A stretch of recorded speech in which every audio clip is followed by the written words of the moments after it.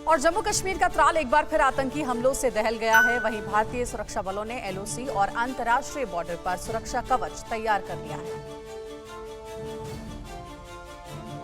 आतंकियों ने त्राल इलाके में बस स्टैंड के पास ग्रेनेड से हमला किया, जिसमें 7 लोग घायल हो गए। फिलहाल धमाके के आसपास के इलाके को खाली करवा लिया गया है और तलाशी अभियान जारी है। वहीं दूसरी ओर पाकिस्तान की हर साजिश का मुंहतोड़ जवाब देने के लिए भारतीय सुरक्षा बलों ने भी बड़ी तैयारी कर ली है। सीमा पार से पाकिस्तानी सेना भारतीय चौकियों के साथ साथ गाँव को भी निशाना बनाती है। अब उसी को नाकाम करने के लिए बड़ा कवच बनाया गया है। एलओसी और इंटरनेशनल बॉर्डर पर 8000 बंकर तैयार है, 10,000 और बन रहे हैं। जम्मू में एलओसी और आईबी के आसपास के क्षेत्रों में रहने वाले लोगों की सुरक्षा के लिए करीब 8000 भूमिगत बंकर बनाने का काम पूरा हो गया है। सांबा में 1592 बंकर, जम्मू में 1228, कठुआ में 1521, रजौरी में 2656 और पुंछ में 926 बंकर बनकर तैयार हो चुके हैं, जबकि 9905 और बंकरों को बनाने का काम चल रहा है। इस बीच बीएसएफ ने पाकिस्तान को कड़ा संदेश भी भेजा है। सीमा पार से हो रही तस्करी पर पाकिस्तान को कड़ा नोट भेजा है, जिसमें कहा गया है वो अपने नागरिकों द्वारा सीमा पार तस्करी की घटनाओं की जांच करे। तो वहीं कोरोना काल में नशे के बड़े कारोबार का पर्दाफाश हुआ है। दिल्ली से हैदराबाद तक करोड़ों की हेरोइन बरामद की गई।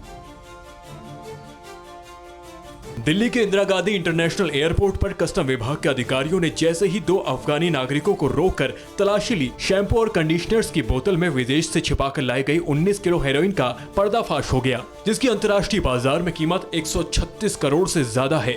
एमिरेट्स एयरलाइन से दुबई से दिल्ली पहुंचे अफगानिस्तान के रहने वाले दोनों आरोपियों को कस्टम विभाग की टीम ने गिरफ्तारी के बाद पूछताछ में जुटी हुई है। कस्टम विभाग को शक है कि गिरफ्तार हुए दोनों आरोपी नशीले पदार्थों की तस्करी करने वाले बड़े गिरोह के सदस्य हो सकते हैं। दिल्ली की तरह ही हैदराबाद के आरजीआई एयरपोर्ट पर कस्टम विभाग की टीम को उस वक्त बड़ी कामयाबी मिली जब डीआरआई ने एयरपोर्ट से युगांडा की रहने वाली महिला के पास से 3.9 किलो हेरोइन बरामद कर लिया। बरामद हेरोइन की कीमत करीब 25 करोड़ रुपए है। हैदराबाद के आरजीआई एयरपोर्ट से ही कस्टम विभाग की टीम ने जाम्बिया के रहने वाली महिला को रोककर तलाशी ली, तब उसके पास से 8 किलो हेरोइन बरामद हुई, जिसकी कीमत 52 करोड़ रुपए से ज्यादा है। महिला ने हेरोइन को गैस पाइपलाइन रोल में छिपा कर रखा था। दोनों आरोपी महिलाओं को गिरफ्तार कर लिया गया है। दोनों से पूछताछ जारी है।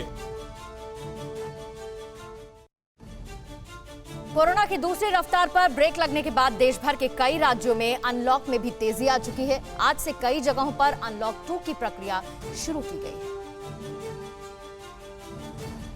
केजरीवाल सरकार आज फिर से दिल्ली को दौड़ाने में जुट गई है, जो कोरोना के सेकेंड वेव में बंद हो गई थी। आज से दिल्ली वालों को फिर से कई चीजों में छूट मिल गई है।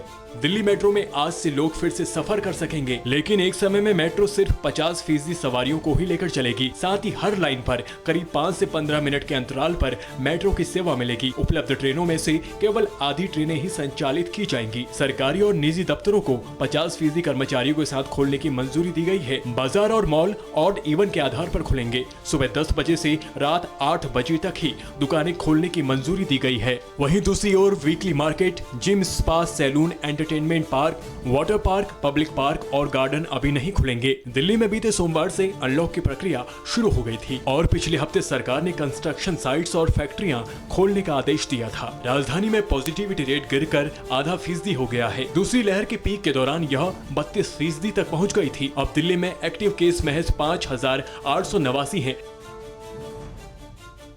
परवाह देश की, सोमवार से शुक्रवार रात 10 बजे TV9 भारतवर्ष पर।